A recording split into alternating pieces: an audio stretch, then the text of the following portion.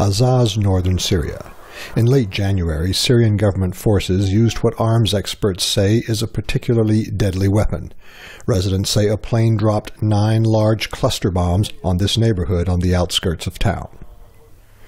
The Russian markings on these bombs indicate they were made more than 30 years ago. Each is specified to contain 30 smaller bombs, which are meant to be released in the air in order to inflict maximum damage. Local resident Mohammed Bakri describes what happened. We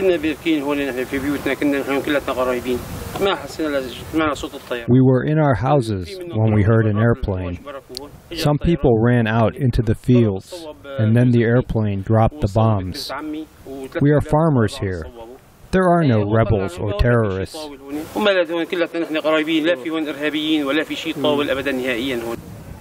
Residents say one of the large bombs detonated. Its bomblets landed in many places.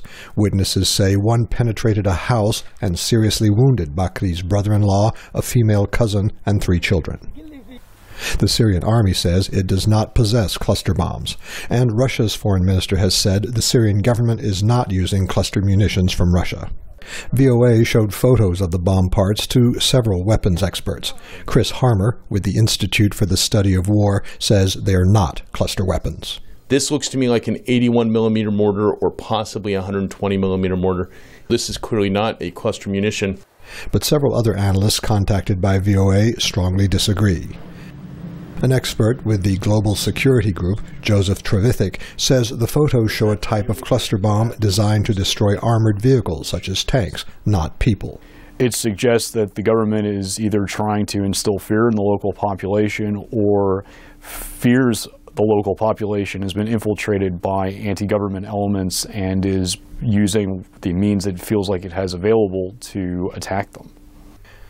Human rights groups say the Syrian military since October regularly has been using cluster bombs on civilians in rebel-controlled areas. Donatella Rovero is documenting cluster bomb attacks for Amnesty International.